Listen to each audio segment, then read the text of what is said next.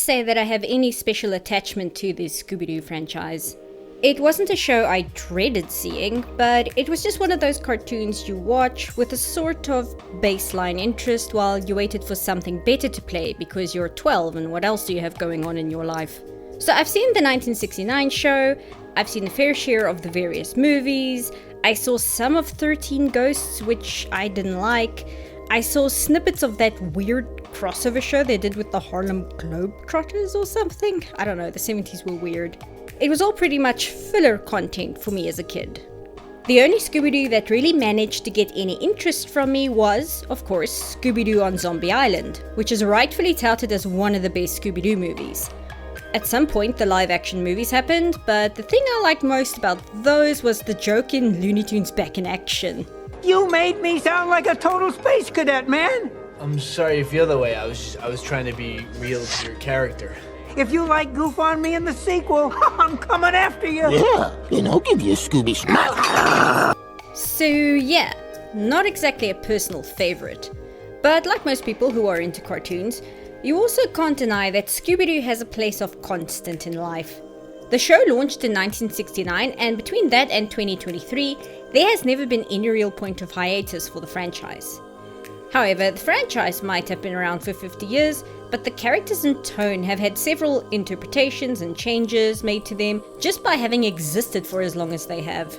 So when I saw that the new Velma cartoon had shuffled around character ethnicities and played a little with their personalities and was going to go for a more mature tone, I didn't see it as some grave offense or anything.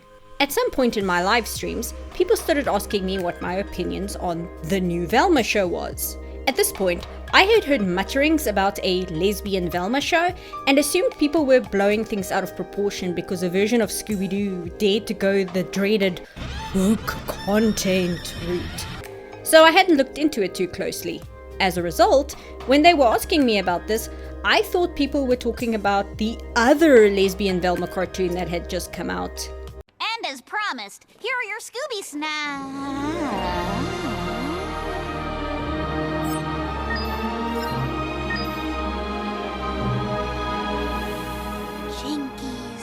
So I didn't think there was much to say other than it was weird to see the classic designs animated with such fluidity. And then I started seeing thumbnails. A lot of thumbnails. And it hit me that, oh no, there was another Velma cartoon that was getting people bent out of shape. And yet I still didn't think much of it until one specific live stream.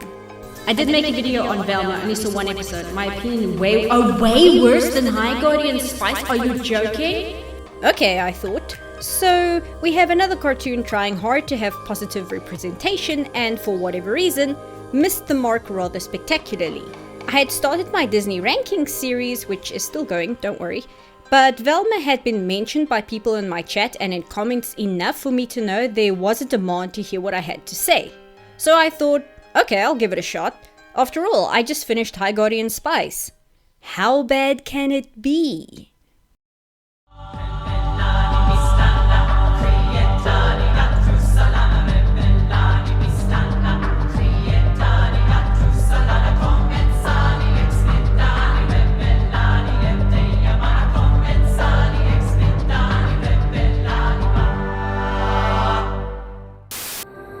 This is my story, told my way.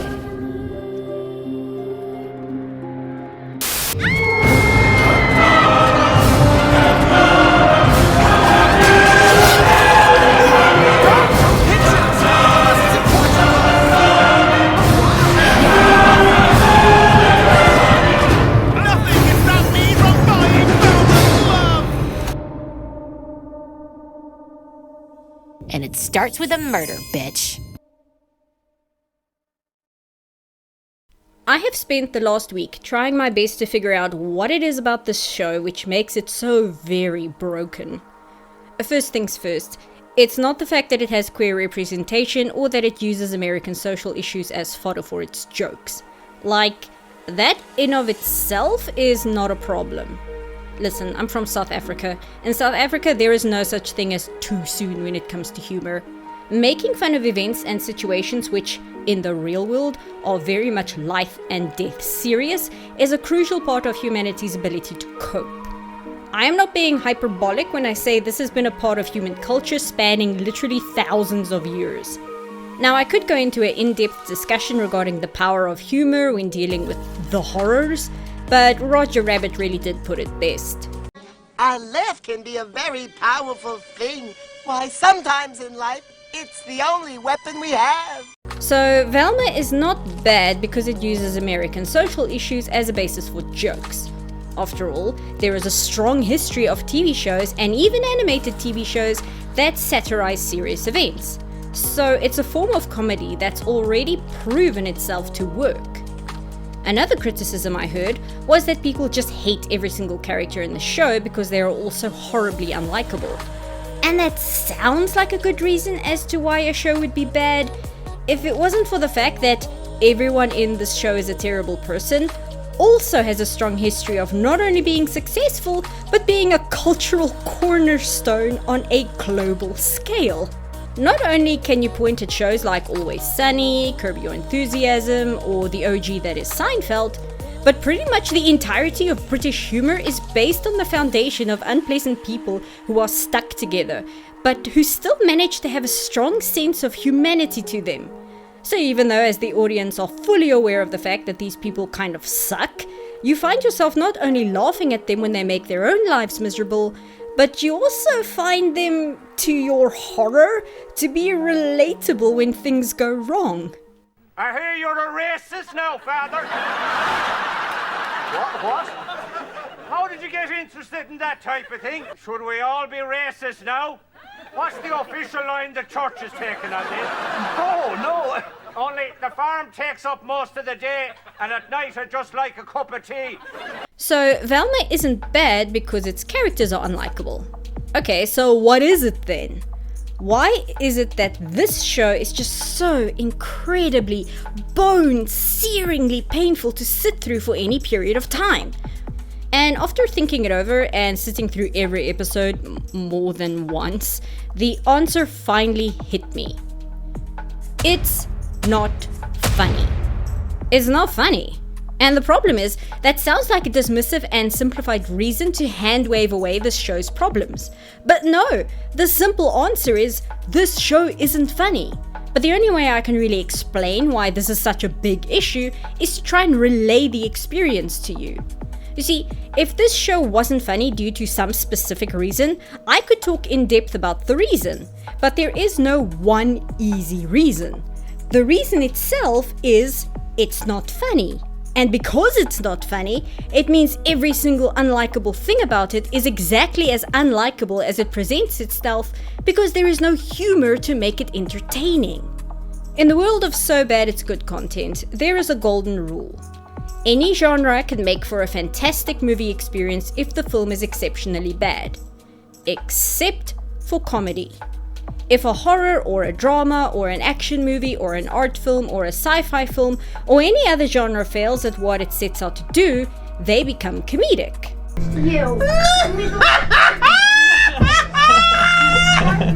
But when a comedy fails, it means it fails at being comedic.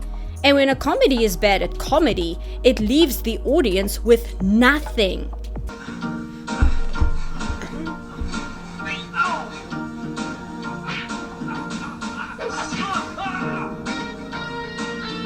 I mean, this is supposed to be a movie for kids. And so here we are, at the threshold of this series, and me, your long-suffering curator of crap, ready to take you on a grueling and painful journey of describing the events of this show in a desperate attempt to make you understand just how bad not funny can get. Episode 1 starts with Velma giving us the setup of the show in a voiceover. Sure, normally origin stories are about tall, handsome guys struggling with the burden of being handed even more power. And if they are about girls, it's usually like, hey, what made this hot chick go crazy? Yeah, it was me, not Fred and his weird sex fan. This is my story, told my way. And it starts with a murder, bitch. We are 56 seconds into the first episode, and it was right here that I started questioning if watching this any further was a good idea. If you haven't seen this show and that opening made you feel like your skeleton was going to hatch out of your body, this is your warning, because it's all downhill from here. The episode proper starts with some of the high school's popular girls taking a shower and talking about how they find it very sexist how a lot of teen dramas start their pilots with a shower scene. This is followed by one of the girls commenting that she kind of likes it and rambles off about having to stand out in the market and applying sex appeal as an audience hook, before one of the other girls accuses her of just finding it hot. This results in them getting into a physical fight, with one of the girls forcibly trying to drown the other in the shower drain. Welcome to Velma. This is your life for the next 10 episodes. Actually, the episode really starts with 2 cockroaches having sex, but never mind that. Anyway, a person wielding a hockey stick comes out of the steam and smashes it against one of the popular girls, dislodging her shower cap to reveal this to be our Daphne. The attacker then asks Daphne's opinion on race-blind casting, to which Daphne rattles off a bunch of opinions regarding white actors playing Jesus and how, as an Asian woman, she thinks it's fine when the opposite happens. We are 2 minutes into the first episode. You probably think I'm being hyperbolic with this recap, and it cannot possibly be this densely loaded with Twitter hot takes, and that I'm just trying to push some kind of personal bias by focusing in on it so hard. But you have my full promise that I am legitimately just relaying the dialogue as it has been happening. This is the dialogue for this show. Constantly, relentlessly, and without any deviation or shakeup of this formula. Hey, team shower discussion topic of the day. Have you ever noticed how pilot episodes of TV shows always have more gratuitous sex and nudity than the rest of the series? That's how we learned what Rachel Brosnahan's boobs look like. And Don Cheadle's butt. Well, I, for one, think it's lame.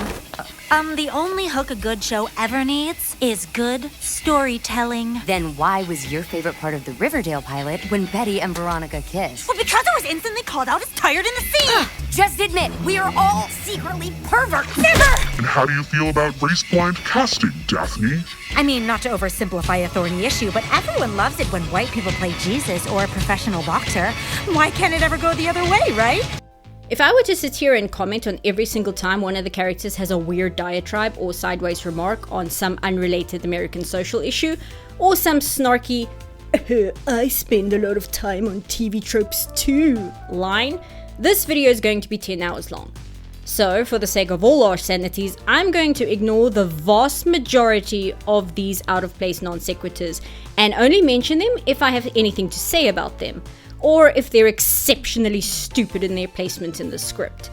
I do want to talk a bit more about how these, let's call them hot takes for lack of a better word, I guess, completely fail at building the humor for this show, but I first want you to experience a little more than the first 2 minutes before I get into it. The attacker with the hockey stick who just smashed Daphne in the face is revealed to be Velma. She then calls Daphne a bitch, they face off, and the girl from earlier makes a trope-aware remark that if this was a TV show, then Daphne and Velma would kiss. Velma then walks over to a nearby locker so she can discover that one of the popular girls has been murdered. She has no brain! Oh, I am not dissing her. She has no brain! Why was Velma attacking Daphne? Literally no reason other than they don't like each other. Does Velma ever try and physically attack Daphne unprovoked later on in the show? Nope. Why did she ask about race-blind casting? Does it have anything to do with why she attacked her? Nope. Was there a reason for Velma to be in the showers other than to discover a murder had happened? Nope. Welcome to Velma. After the title, we cut to Velma now at the police station. If you are preemptively guessing that this show is going to have opinions about cops and police brutality trussed up in a package of self-aware irony, you are correct. See, not to get into it yet, but you might have already noticed a problem with this kind of writing. The dialogue becomes so predictable and by the numbers once you have this show's angle pegged, you might as well have a bingo card to play along to prevent your eyes from rolling back into your skull out of boredom. Velma has a very brief hallucinatory episode before the 2 cops walk in who are quickly established as being Daphne's moms. I will give credit that the backstory here is delivered in a good way. Daphne's moms tell Velma how they've missed her bitchy attitude and ask how long it's been since Daphne had Velma come over. And Velma answers, "Not since my mom went missing, remember, 2 years ago?" Before getting angry that the cops have forgotten about this. In literally seconds, we know that Daphne and Velma used to be good friends, they had a falling out for some reason and now hate each other, Velma's mom has gone missing and the police aren't doing anything about it. All delivered in dialogue which, hot takes about atheism aside, makes the delivery of this information sound as close to natural as exposition dumping can be, and gives off some intrigue to the audience as to why Velma and Daphne have gone from BFFs to Velma attacking her unprovoked in the showers with a hockey stick. Oh, she's not in the police station for assault, by the way. She's there because Brenda's body was discovered in her locker. When I said the attack is never addressed again, I mean it. This show has the narrative structure of a submarine made of saltines. And also, Velma just lays out her motivation that she and Daphne hate each other because Daphne got hot and started hanging out with the other hot girls and started bullying her. Delivered as if Velma was reading off her D&D character sheet for the DM to approve. Yeah, until Daphne got hot and ditched me to hang out with Brenda and the other popular girls at Spooner's Malt Shop. I could kill them all! Okay, I see how this looks bad. Get used to this level of acting as well. Are you having fun yet? We're less than 5 minutes into a 25-minute episode, and there are 10 of these! Anyway, the cops tell Velma she has 24 hours to solve the case as to why Brenda was in her locker before they arrest her for murder. Velma declares that she doesn't do mysteries anymore. And they let her go, where she leaves the station to run into... Say hello to this show's Fred, a brainless rich hot boy who's constantly on Instagram. Yeah, okay, sure. We learn that Velma has an obvious crush on him. He doesn't know who she is, despite always cheating off her in Spanish class, and he's dating Daphne, who informs him Brenda is dead, and it was probably Velma's fault. Velma asserts she didn't kill Brenda, which causes her to have another hallucinatory episode. Before we cut to Velma's house, with an overlaid scream of Velma's voice actor underselling the performance. Here we learn Velma's dad is a lawyer, who is worried about the fact that Velma is a murder suspect, mostly because she's such a social outcast and her sociopathic behavior doesn't make her look good from a legal standpoint. He name drops the local malt shop, which gives Velma an opportunity to exposition dump that her dad got the owner of the malt shop pregnant, while Velma's mom is still missing. And it's revealed the owner is now living with them.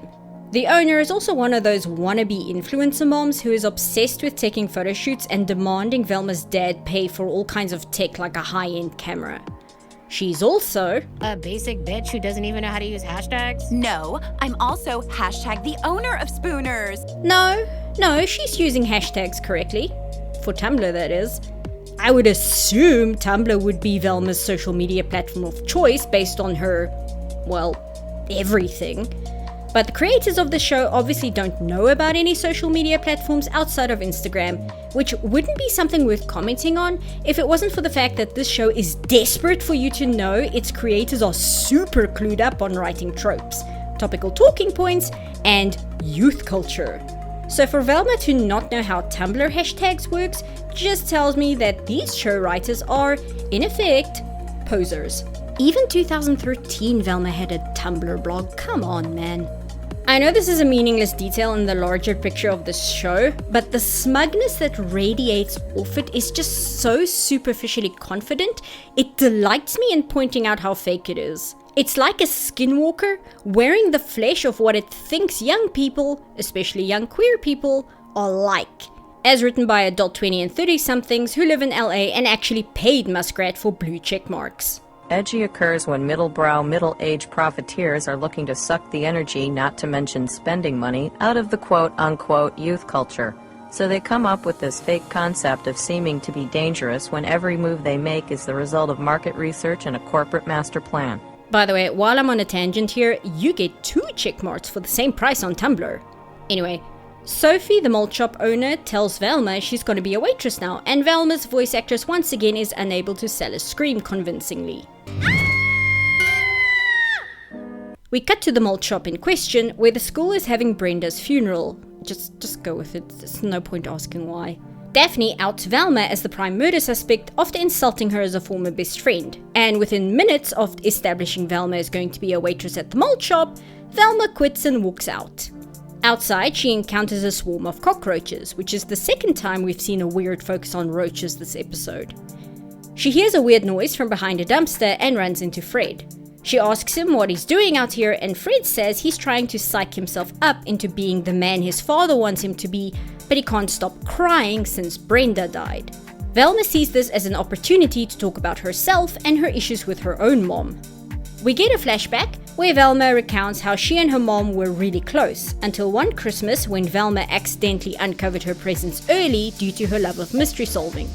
Her mom left to buy her a new present that could be a surprise but never came home, with her car being found abandoned with nothing in it apart from her glasses and a present addressed to Velma. Velma feels so guilty about causing her mom's disappearance that now whenever she starts getting interested in mystery solving, she has a hallucinatory panic attack that's potentially fatal. We cut back from the flashback to Fred sitting like this as he listened, which is a nice bit of character acting. It's small, but it gives us a little insight into what kind of character Fred is in this version. That being, not too bright, but childishly endearing. You know, a moron. Anyway, he rattles off some trope-away dialogue about now being hooked to the narrative due to Velma's backstory. Velma remarks that he actually remembered her name, and Fred ponders that that's never happened before. I am mentioning all of this because this was building a picture of Fred's character in my head and the direction I thought they were going to take him in this, but we'll get to that. A car pulls up, scaring off Fred and introducing us to this show's version of Shaggy. Oh, I'm sorry. He's never actually called or even referred to as Shaggy, not even as a joke. He's just called Norville here. Like nobody calls me Norval. What's the matter, Norville? That's not on tape, is it? Something wrong, Norville. Norville. Very funny. He says he came to find her because she wasn't answering his messages. She's angry at him, saying she doesn't want to do their math homework together, and he should just do her homework for her like he always does.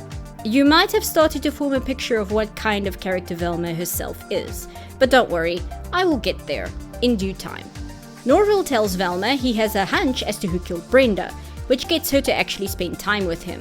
On TV shows, the malt shop owner is always a friendly black man or a spicy and meatball Italian. So you're like, oh, the kids come here for the folksy wisdom. But Sophie has no wisdom. Exactly. I think it has something to do with drugs, which I hate.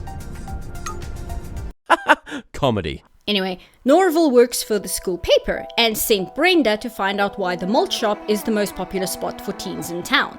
Brenda apparently said she took a photo of something weird in the bathroom before she was murdered, but never told him what, and now the camera is missing.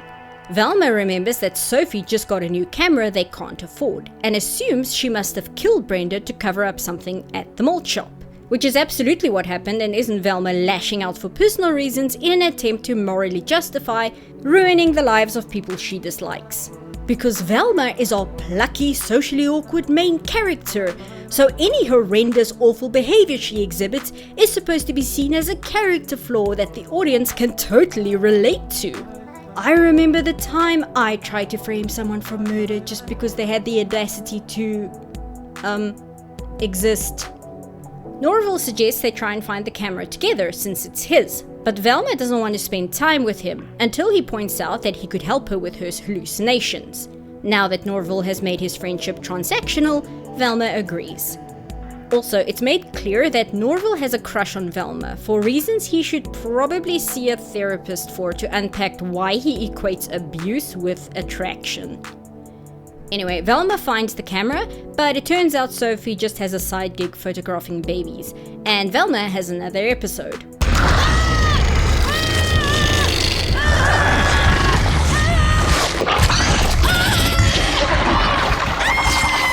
I will say, the animation of Velma's deteriorating mental state is really good. Not just the animation itself, but the color and art direction as well. I really like the strong contrasting light and the pure black shadows. Sophie saves Velma's life, and Velma's dad tells her she needs to accept that her mom didn't disappear, she left them. Velma instantly rejects this in a way that suggests this topic of conversation has come up before, and for a moment I thought we might actually get a glimpse at some character vulnerability after so much awful. But instead, we get the same flashback as earlier, except this time, Velma seems to remember the events more clearly in a way that is horribly unfunny, and realizes her childhood with her mother was far from the idyllic fairy tale she always thought it was. Velma instantly accepts her mom probably did leave them and throws away the present she's been holding on to. I want to take a small break here just to give some appreciation to the music. It's not very noticeable, but if you watch the show with some good headphones, the music, especially in the first episode, is really good. It's understated and manages to have a certain sense of style to it that wouldn't be completely out of place in a CW show, but manages to avoid coming across as derivative or as a royalty-free music track titled as suspense music on YouTube. I just wanted to point it out because I don't think many other reviewers would mention it, and I genuinely think DeLeon did a great job. I can see myself listening to these on their own if I ever found them. Anyway, good feelings over now, back to the school. Velma decided she's hot now. Are you an exchange student from a more sexually liberated country? No, it's Velma. I'm just unburdened by the belief I caused my mother to go missing. We get it, you know what tropes are. Olivia, this girl, points out Velma is just doing this to distract people from the fact that she's a murder suspect, causing the other kids to throw things at her. One of them flinging a guillotine. However, before it can hit Velma, Fred grabs it.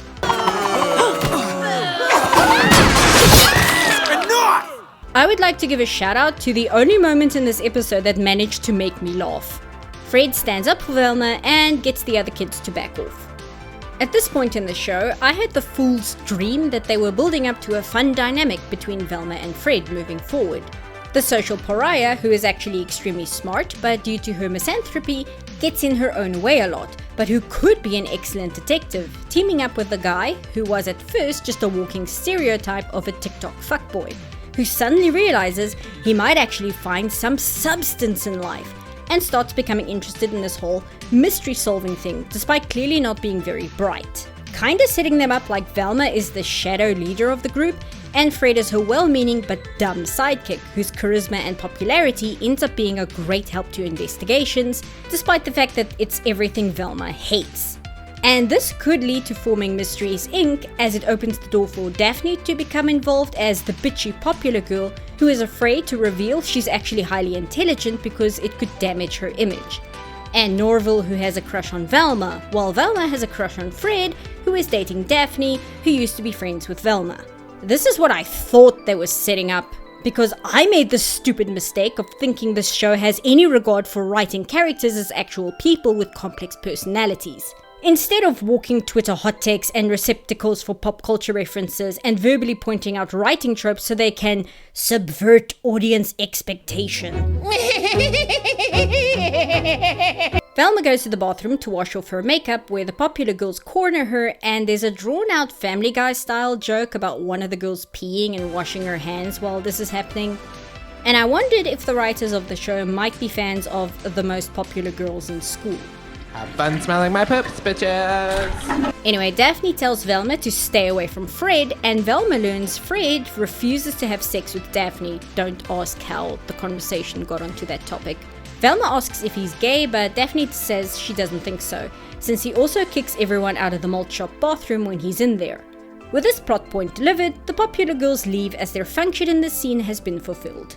Velma goes to get Norville, who is busy making an anti-weed page for the school paper in a meta joke I am sure has all of you slapping your knees in mirth. And Velma forces Norville to drive her to Fred's house, which is exceptionally large as Fred's family owns an overpriced Ascot chain store. Sure, whatever, we had to get the Ascot joke in there somewhere. You know, throughout the years, a lot of people have asked me, Fred, why the scarf? And I always tell them the same thing. Why don't you mind your own f***ing business, pal? Norville asks why Velma thinks Fred would kill Brenda. Why wouldn't he? If I were a rich white dude, I'd kill everybody just to get away with it.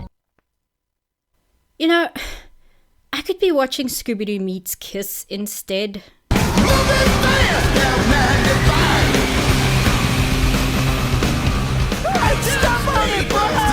Norville worries Velma might have another episode, but Velma claims she's cured after learning her mom just left them and it wasn't Velma's fault. A quick mention that this shot is cool. Velma then has another episode and asks Norville for help. He tries to calm her down and ends up mentioning he has a crush on her. Velma thinks he's joking because the concept that Norville could be a romantic partner is hilarious to her. After pulling herself together, Velma conveniently finds Norville's camera in the room she's wandered into. She finds out that there isn't any weird evidence on the camera other than a few photos of Fred in the mold shop bathroom. Right on cue, Fred makes a dramatic entrance looking like he's coming down from a lost weekend. See, I can make dumb references too, it's not hard. He reveals that Brenda uncovered the fact that Fred hasn't finished going through puberty yet, which Fred is mortified by both in terms of his social standing at school, but also because of his strange relationship with his father, who wants him to be a real man and who is pressuring him to be more assertive as he is to inherit the family business one day. Wow, that's actually rather compelling character motivation. Fred says he's going to do to Velma what he did to Brenda, but before anything can happen, Daphne's mom bursts in and shoot him in the legs. They arrest Fred and Velma is off the hook for the murder. Fred insists he's innocent, saying he was just going to do to Velma what he did to Brenda by paying her to shut up. He also points out he's too big of a puss to kill anyone, his words, not mine, which gives Velma an opportunity to insult Norville for daring to be attracted to her. I'd laugh, Fred. If I wasn't standing next to this secret comedian over here. Man, if I found humor attractive, I would be all over you right now. Oh well. Seriously, Norville, therapy. We cut back to Velma's house where Norville is dropping her off. Velma retrieves her mom's presents from the trash, saying she still feels guilty about her mom going missing, and she feels her mother did love her and wouldn't have just run away. And it's because of these reasons that she's still having panic attacks. She notices a bunch of cockroaches on their recycling and gives an ironic mention that roaches are gross, and that's a mystery she doesn't want to solve. And you are probably thinking the same thing I was, in that the main bad guy in this Scooby-Doo offshoot would be some kind of cockroach-controlling villain like, I don't know, something from Dishonored. Especially since this is the third time the show has blatantly made a point of focusing on cockroaches. This is the only episode this happens in. These roaches it kept focusing on, communicating that they were thematically important? Yeah, they mean nothing. They're not even a red herring. There's literally no reason as to why the show kept focusing on them other than coincidence. Unless there's going to be some or other cockroach-based villain in the second season. But the show doesn't seem to give a shit about the inherent language of film, so why should I listen to anything it tries to say? Oh, and there's another popular girl corpse in Velma's recycling. And that's the end. I used to be curious as to why so many people said they dipped out after the first episode. I know now. But also, knowing this is where a lot of people gave up, some weird, twisted part of me felt obligated to keep going. Mostly because I was watching the first episode to see if there was enough material here to turn into a video, and, to my own detriment, I have found that there is.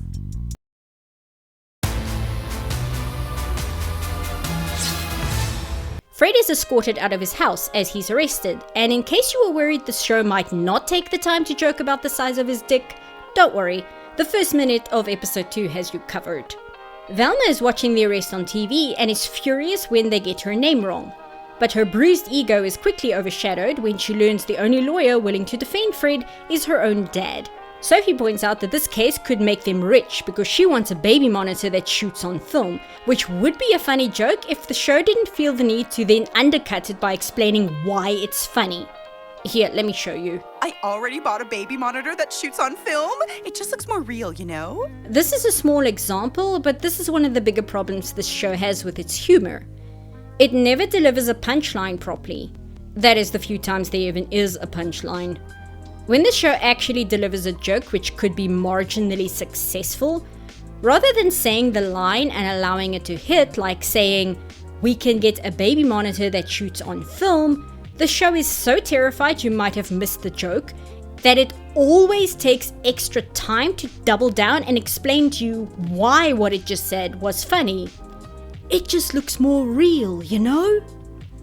Yes, I am aware of why shooting on film is the preferred method when it comes to actual movies, and why applying this logic, which is often seen as pretentious, to something as ludicrous as a baby monitor is obnoxious, and satirizing the epidemic on social media of the constructed life with the mommy influencers going to ridiculous extremes to sell the image of motherhood and living a humble life. That fucking stove is $20,000. You will never have this life because she's rich. Because she is making this out to look like it's attainable for you, and you think that this is a goal. I am so glad you decided to tell the joke and then elbow me in the ribs to go, you get it? It makes your humor extra funny. No, really, I'm so glad your disdain for your audience's intelligence has you so vigilant to make sure nothing slips by us. Really appreciate that. Wow, C-Puff, aren't you being overly nasty in this review compared to High Guardian Spice? No, because I was actively holding back from being unnecessarily harsh with High Guardian Spice, because I didn't want to viciously tear down what was obviously a lot of people's very first job in this industry. Velma, on the other hand, is very clearly a product made by creators who are already well established and should honestly know better. But they don't. And so I see no reason to treat them with kid gloves. Besides, the overall tone of Velma, which was not present in High Guardian Spice, is an open hatred for the audience for having the audacity to watch it. High Guardian Spice was incompetent and failed to deliver what it wanted to.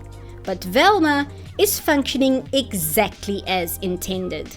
Anyway, getting back to the show. Fred's a rich white guy with a tiny dong. He did it. Velma goes back to school, where she says every single other person at the school are either sheep or high, which gives Norville a reason to give another meta joke about how Velma should kill him if he ever gets into anything involving 420. He asks Velma if she knows what 420 means, and she says yes, it's code for adults who still watch cartoons. So, Velma, who do you think this show is for? Because it sounds like you just hate everything involving your existence. You seem to have nothing but disdain for teens. You've made it very clear you hate the kind of audience your type of show is made for, and you also seem to have a deep-seated hatred for the very characters you're trying to adapt. Ignoring that for now, Velma wants to find Daphne so she can get her mom's cold case file. Norville asks if he should come along in case she has another mystery-induced hallucination, but Velma has once again decided she no longer has panic attacks for no solid reason. She just says she doesn't get them anymore. Velma tries to schmooze up to Daphne before giving up and just admitting she needs something from her.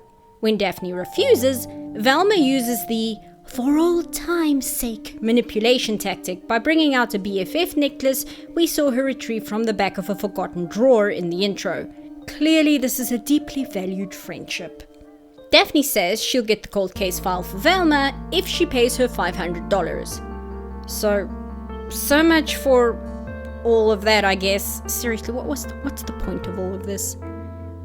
Fred and his parents are discussing Fred's murder charge. He is the future CEO of Jones Gentlemen's Accessories. Oh, Frank Welker, no. Velma's dad says they're going to play up the angle that Fred is a literal child to sell the idea that he's incapable of killing anyone. And it was at this point I sadly realized they were not going to have Fred's character portrayed as the hot and popular, really stupid but endearingly enthusiastic sidekick to solving this mystery, and were instead just going to double down on completely infantilizing him for the sake of having a rich white dude as a punching bag. A direction which is just... it's so boring. It's so boring and superficial and gives the narrative nothing to work with. So Fred only exists here for the show to kick around and humiliate. Okay, and then what? You've humiliated him now, so where are you gonna take this next? How is this gonna aid the narrative you're building? How does this make the story better? All that it's going to lead to is you humiliating him and then humiliating him again. I mean, if you wanted a punching bag that has no deeper function in the story, that's a choice. But why do it with one of the pivotal main characters? Actually, let's talk a bit about Fred. The first thing we'd better do is split up and search the school for clues. Fred in the original cartoon didn't really have a personality. He was the de facto leader of the group by nature of being the good-looking one of the two dudes. And he's voiced by Frank Welker, the human sound effect. Like, who's Frank Welker? Frank Welker is the voice actor behind all of my favorite cartoon characters. Megatron from Transformers, Slimer from the real Ghostbusters, Fred over there, and even Scooby-Doo. Me? Don't worry, there's no way our voices come from some guy named Frank. And that's it. That's basically all there was to Fred at first. Look, the Scooby-Doo cartoon was one of the first forays into tapping into the then popular youth culture. You didn't need to do much to relate to your middle school target audience other than show them cool teenagers doing cool things. Especially when you had literally no competition other than yourself. Fred was so pointless, they got rid of him for most of the 70s and 80s. Then when he started showing up again throughout the 90s and early 2000s, they needed Fred to have something more going on than nothing. Even if it was just a basic character trope. So he became the vaguely jockish dude who was now making out with Daphne when the others weren't watching. You and Fred check upstairs. Velma and I'll look in the basement. Daphne? I mean, Scooby, you and Velma check upstairs. This extended into the live-action movies, which I don't think people realize what a massive impact the live-action movie had for everyone in the main cast moving forward. But we don't have time to get into that. The live-action movie introduced a new characteristic, which I don't think was completely intended. See, the live-action film was based on James Gunn's opinions on how he remembered each character. So Shaggy was a stoner, Scrappy-Doo was the worst creature alive, and Fred was a jock. And because Fred was the good-looking jock, and this was the early 2000s, it means Fred was also kind of dumb. Hey, you're doing that thing again where you take everything I say out of context. You're trying to make it look like I think Coolsville sucks. All Fred Jones had to say was, I think Coolsville sucks. in light of the city's recent chaos.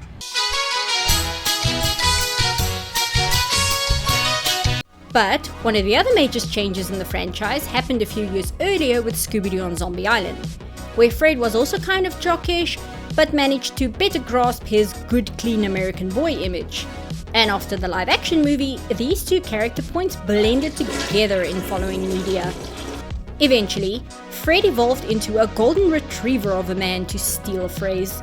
A guy who was extremely sincere and wholesome, but not exactly the sharpest tool in the shed. Sometimes he played this up a little too much, turning him into someone who probably needs a handler, which they often made Daphne because dumb guy with smart girlfriend is a popular trope. Then, in 2010, Scooby-Doo Mysteries Incorporated came along, the quote-unquote edgy version of Scooby-Doo. And naturally, they panicked with Fred because there's so little there to work with, and they needed a strong personality type because Mysteries Incorporated was all about taking good-natured but still satirical jabs at the characters, except for Velma, who they turned into a bitch. But with Fred, they didn't have a strong character to work with other than he's dumb, he's built like a Ken doll, and he's really, really nice. So they made him obsessed with booby traps. Like, weirdly obsessed with this one hyper-specific thing that nobody else was into. And this tiny, seemingly innocuous detail had a snowball effect. Because Fred had very little character other than he's sincere and he's kind of dumb and he's built like a brick shithouse, this detail of him having a very hyper-specific hobby that nobody else was into kept getting reused in future content. In Scooby-Doo Meets Kiss, the best Scooby-Doo movie ever made, don't even argue with me on this, you will lose, the rest of the gang is super into the band Kiss, except for Fred, who, despite coming along to the concert, is really grumpy. He doesn't like Kiss, he doesn't like rock and roll, and he thinks his favorite band is 1,000 times better than Kiss, while also being apparently oblivious to the fact that his favorite band's lyrics are kind of, Oh no, don't tug my ascot, don't pull my ascot. It's not a Scott. No, baby. And this carried on. Fred never had the one thing he was into, but he was always into something. And it was often lame or weird or something you would never think anyone would have a hyperfixation on. But Fred does, and he is really, really enthusiastic about it. But in a way where you don't have the heart to tell him nobody else cares about what he's info dumping about. You're going to have to contribute something to the conversation, Fred. Did you know that nets have been used in hunting for over 30,000 years? I love the circus. You know, I took that circus arts class last summer. We know. No one wants to hear your net facts, Fred. I know, but it's just I love nets so much. You don't have any idea of what they're made of and what they can mean to somebody. There. I think I really could have mastered the trapeze if I hadn't broken all those bones. The trick is to not fall. That's great, Fred. And thus, Fred has emerged as a new character. One that is still the good-looking, all-clean American boy who leads the gang, but he is also now the lame one. The one with weird hobbies he seems completely obsessed with until he's randomly obsessed with something new the next time you see him, and will ramble on about for a solid 2 hours if you let him. He's kind of dumb, but he's not stupid. He's a bit of a weirdo who the rest of the gang obviously has a soft spot for, even though they have no idea what he's talking about half the time. In short, we stan Fred Jones, autistic coded king.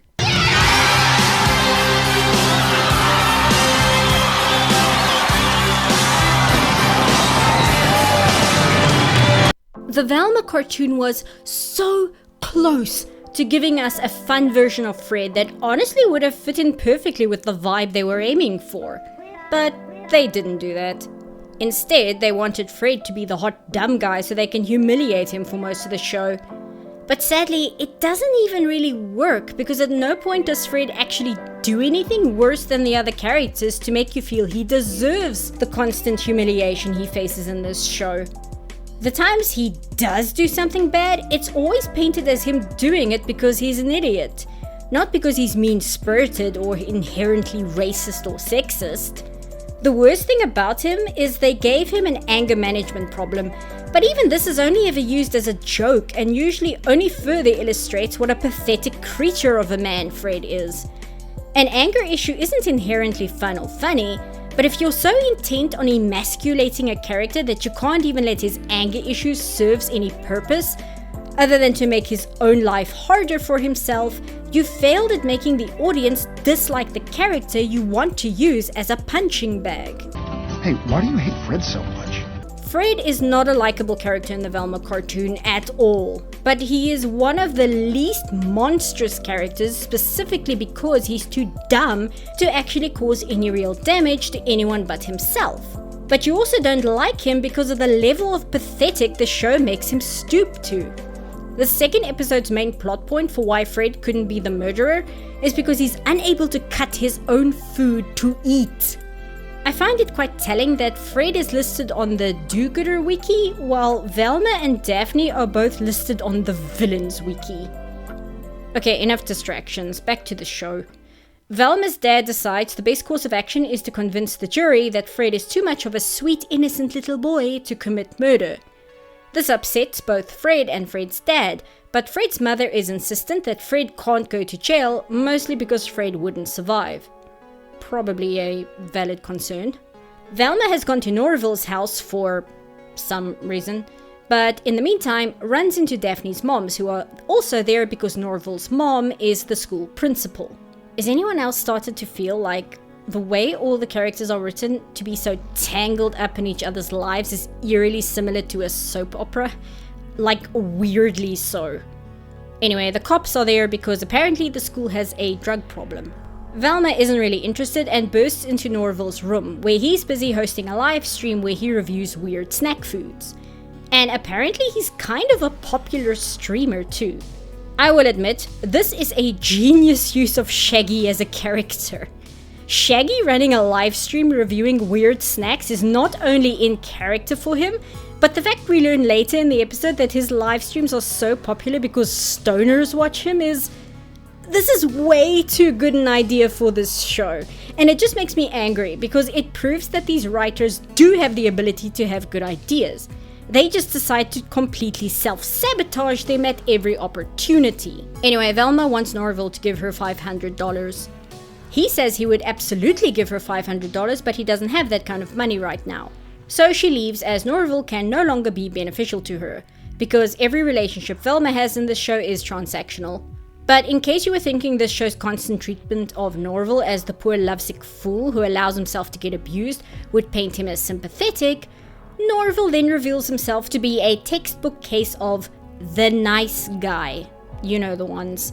The kind of guy who thinks girls are vending machines that if you put enough friendship tokens in, sex will eventually fall out. Norval decides if he can get that $500 for Velma, he can then pressure her into dating him out of guilt. Problematic, but effective. Since Velma is unable to get the money, Daphne says Velma can help her with her work, selling drugs. According to TV, it's morally okay to deal drugs if your life is just kinda crappy. Like, your kid's sick, you're a widow with a mortgage, you have to live on a lake in Missouri. Those are all white people, Daphne. Minorities on TV can only deal drugs to escape poverty. This is about you trying to run with your thinking.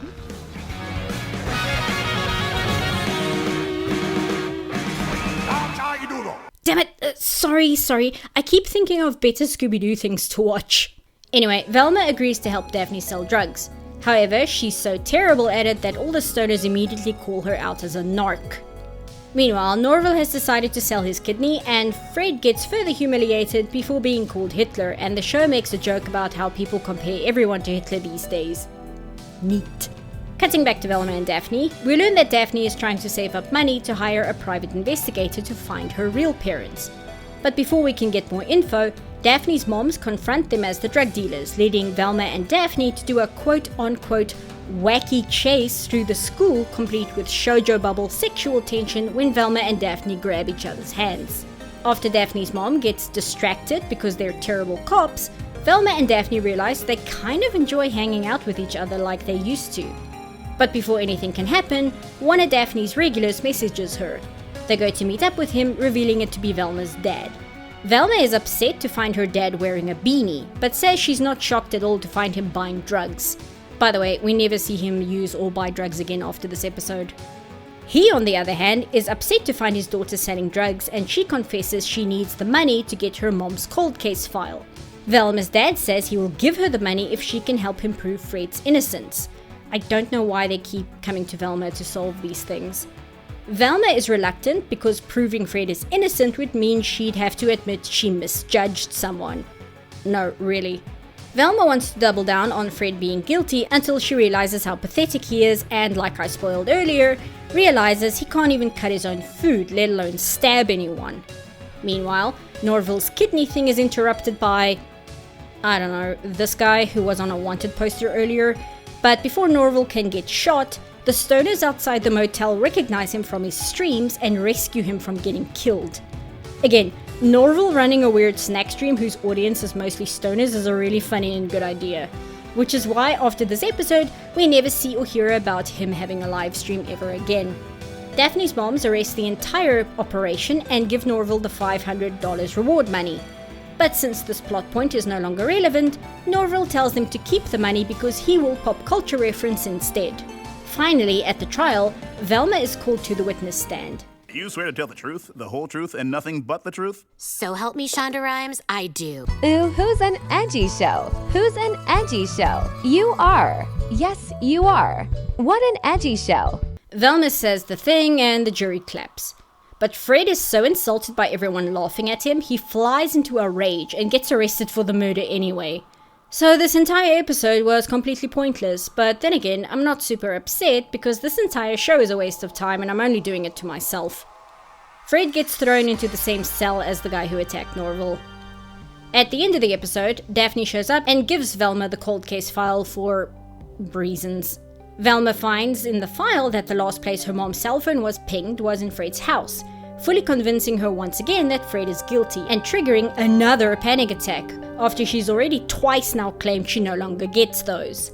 Daphne freaks out and tries to snap Velma out of her attack and then kisses her. This does the job, but even after the attack stops, they continue kissing.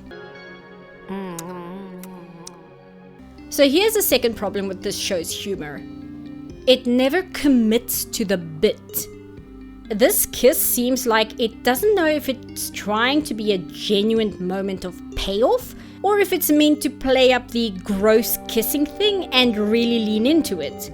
So it goes halfway between the two. It's animated rather flatly, but not particularly funny, but they overlaid exaggerated kissing noises over it and hoped that that would be enough to make it funny. It is not.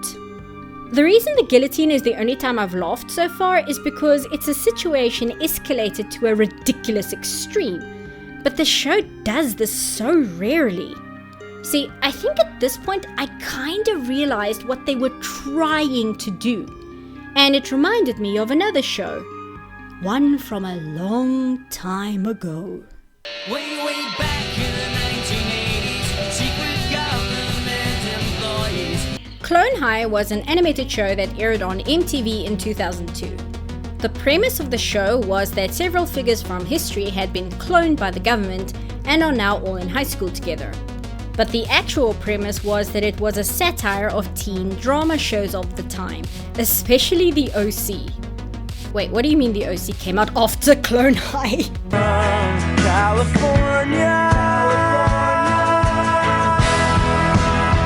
I have a vague suspicion that Velma very much wants to do the same thing.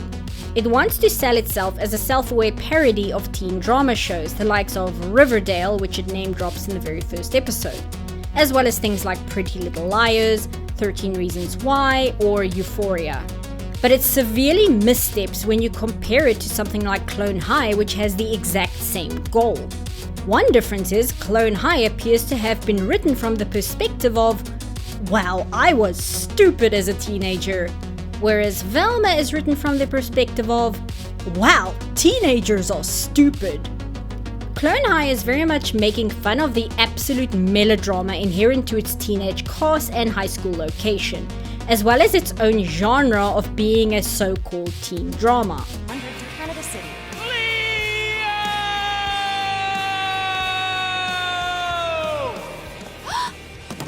Don't get on that plane.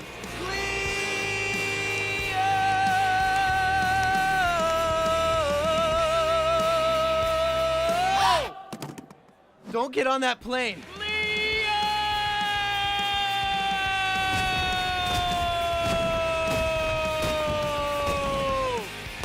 Don't get on that plane! Velma, on the other hand, seems more focused on writing its main characters as horrible people, repeatedly making meta comments about their own roles in the narrative and how a lot of their awful character traits directly come from the fact that they're teenagers, while at the same time writing everyone else also as terrible as one would write adult characters in a teen drama who are automatically put in an antagonistic light because they are the symbol of authority. This stuff has been done since the frickin' Breakfast Club, which keeps popping up in these videos for some reason. I guess it's just one of the best examples of really well written teens. What did they do to you? They ignore me. That and Avatar, but they didn't go to high school much in that show. Anyway, this means Velma has an underlying nasty streak to it, which reads as hatred for its demographic as well as its characters, whereas Clone High writes its parody with a level of experience, like the writers are looking back and laughing at how silly they themselves used to be as kids. And because Clone High is mostly just poking fun at itself just as much as teen drama, it's not afraid to double up on every joke. Clone High's humor comes mostly from taking a teen drama cliche, dialing it up to 11, and then just when you think the punchline has landed, they push it just that extra bit into ridiculousness. Velma acts as if simply stating that it's self-aware of some tropes it's playing into is in of itself the joke. And then, like I said, it kneecaps itself by explaining this joke to you. But at no point does Velma allow itself to just go full-on stupid. Just really push the ridiculous nature of the teen drama to its breaking point and then keep pushing to see just how far you can take it. And do it fast and do it snappy. And because these two shows have an almost identical goal of the teen drama parody, they often have the exact same joke in them.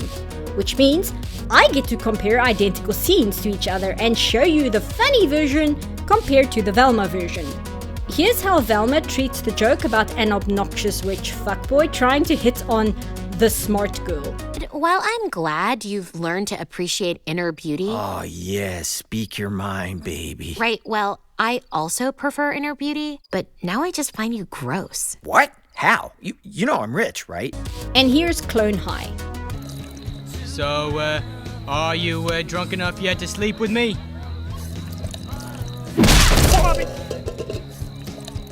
Answer the question! Here's Velma joking about the fact that the popular kid doesn't recognize the nerdy one who has the obvious hots for them. Fred? Do I know you? It's Velma from school. You cheat off me in Spanish because you think I'm Mexican. Maybe. I have a disease where I can't recognize people who aren't hot. My doctor says it's basically sickle cell for rich guys. And here's Clone High. Cleopatra, coming at ya! Ow! Do I know you? Gandhi, we had every class together last year. I gave you one of my kidneys. I miss him. So now we go back to this kiss. It's not pushing itself into being ridiculous, and it's not leaning into being fan service. So it's just nothing. And then they add that Norval sees them kissing, and the joke ends with Norval just making a self-aware comment about sitcoms lying to him, and the joke scene and episode just kind of ends on a wet fart. Incidentally, yes, they did this trope in Clone High as well. But your taste still lingers on my lips like I just placed them upon yours and I start. That no good cheating tramp! See, it's one thing to look your audience dead in the eye and go, haha, yes, we show writers are aware of this trope. Let us state it so that you can be surprised by our self-awareness. And then just letting it die on the vine. But it's another thing for the writer to be aware of a trope, so then they do the trope, but push the trope to such a ridiculous extreme that the inherent humor in it is exposed, which makes the audience realize just how stupid the very concept of the trope is just by doing it. There are so many times in Velma where a character stops the conversation to go, oh, this is the part where me, the character trope I am supposed to do this thing. And I would go, yes! That would have been funny if you actually did it! Velma is so self-conscious and has so little confidence, it's terrified of looking stupid to its audience, which it sees as being just as nasty and full of bad faith criticism as it is. So it self-deprecates by pointing out the trope before the audience can, but doesn't actually do anything to replace the trope it's calling out. And in the very few instances it does lean into a trope, such as Velma's constantly resurfing panic attacks, it does so in a way where it's annoyed by its own predictability. Oh god, my heart! So this entire show's humor is 1. Point out meta-awareness, but not replacing it with anything else. 2. Disconnected pop culture and American social issue references. 3. Explaining the joke. And 4. Not committing to the bit. And this style of non-humor remains constant throughout the entire show, which would be commendable if it was actually funny. But this show is too self-conscious to allow itself to be laughed at, which, considering it's trying to be a comedy, is a problem.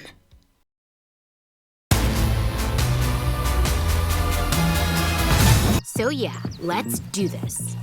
I've avoided it long enough with winks and nods. Let's finally talk about the only thing you've ever really wanted to know about me. Is Velma Dinkley gay? Yes, Velma is gay. This isn't some world-breaking news. Velma's been gay for years now. In Mysteries Incorporated, which came out in 2013, Velma straight up had a female romantic interest which was planned to be set in stone canon in later seasons. Before Velma premiered, there was a brand new Scooby-Doo special whose major feature was the fact that Velma was very, very, very blatantly spelled out to be attracted to girls, with Daphne being her wingman bestie, by the way. Okay, who am I kidding? I'm crushing big time, Daphne! Velma's gay, we know, it's not that shocking. Have you seen the way she dresses? Velma meets up with Norval at school to show him the cold case file, but he's busy being pissy about the fact that he saw Velma and Daphne kissing. And I'm more entertained by what's going on in the background in these shots because they're unironically the funniest part of the scene. What's all that about? Wait, what?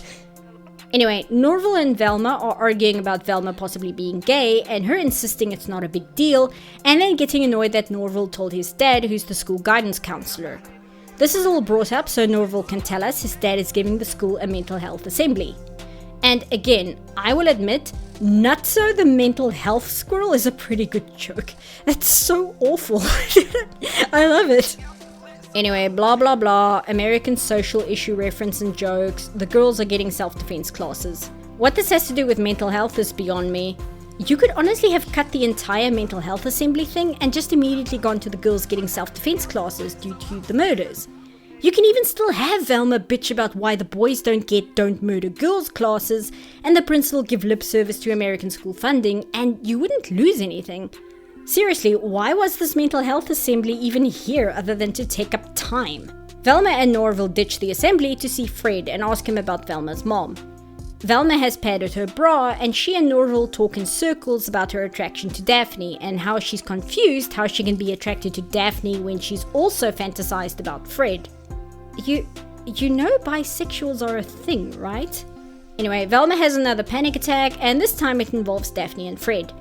Norval snaps her out of it by suggesting they kiss too, since it worked with Daphne in a way that really sits badly with me. It is during this panic attack that I realized that Norval's voice actor is actually really funny. He's just working with terrible material. No, don't kiss me. I'm already too confused. Kissing me would confuse you? Wait, why? Velma's panic attack gets them thrown out of the prison before they can see Fred. Norval says he'll ask Fred in her place because he's got a plan to get Fred to open up. He also says it'll give Velma some time to figure out her feelings for Daphne in a way that screams, "Get over her so I can date you instead," which is great. I love these new interpretation of these characters. Also, I blame you for this, Mystery Incorporated. Not only did you start this very weird take that if Velma is a lesbian, it should mean she's a bitch, but you also put forward this extremely weird idea that Velma and Shaggy should date because they're both single and stand next to each other a lot.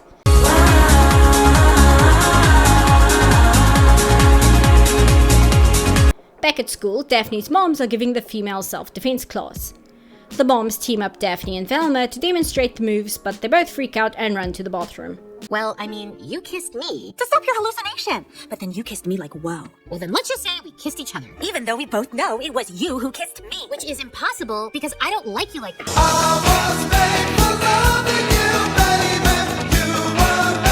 I don't think I'll get another chance, but I just want to point out Daphne looks really cute in this outfit, with the ponytail and everything. Actually, Daphne's overall design in this show is really good. I like most of the character designs. Velma being a pocket tank is really nice to see, since in recent years, every time they do an update of Velma, they cinch in her waist and give her an hourglass figure. I like that this show keeps her as this little bullet. I think Norval might have looked better with dreads, but otherwise he's fine. And Fred is also really good. This show actually does a great job of taking the original 1960s mod fashion and updating it to modern style. I think Daphne's design in this show is actually better than her design for the Scoob movie. Rather than go for the daddy's little princess schoolgirl style, they've given her this academic but make it slutty look, which I genuinely think is great. I also noticed that the character designer knew exactly what they were doing here.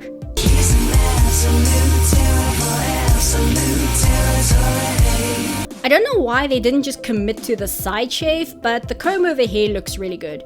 And I like her geometric earrings. Making her Asian also works because this eye shape suits the overall look, and I like the bone structure they gave her face. My only criticism is that I don't know what they were doing with these knees.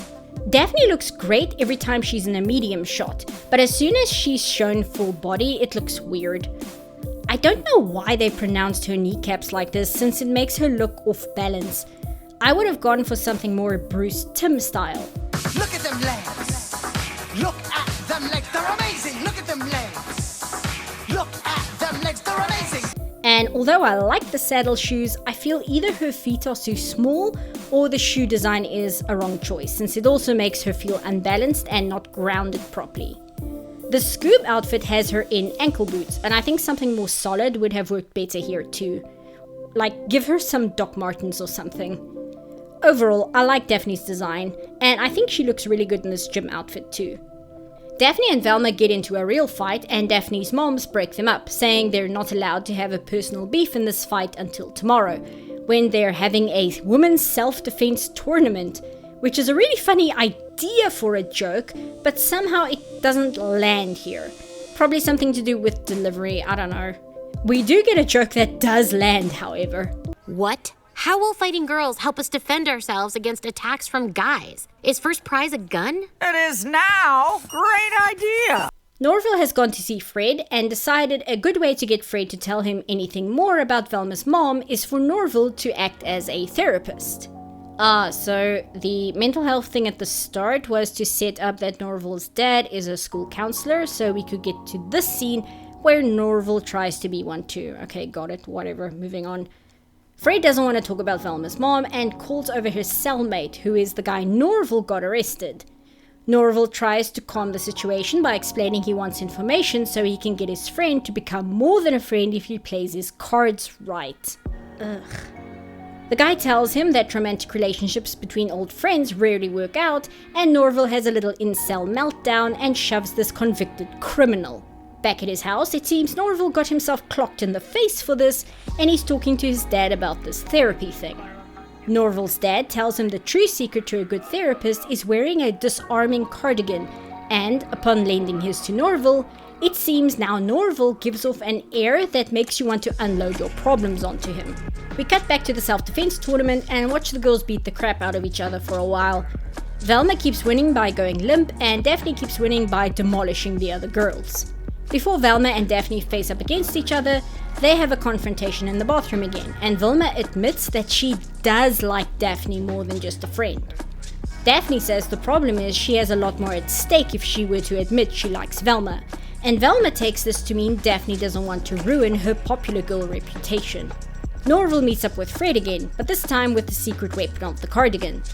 This causes Fred to admit that when they bought his house, they were going to burn it for the insurance, but his dad stood him up before offhandedly mentioning some Indian lady showing up, but he didn't pay much attention to her.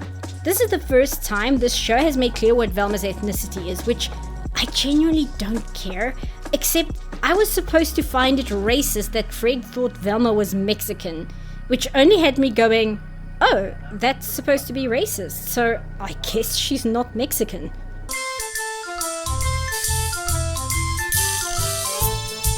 Norval accepts Fred really doesn't know anything and moves to leave, but bumps into the guy he got arrested again, who won't let him go until he extends this therapy session to the rest of the prisoners who have been taken in by the cardigan.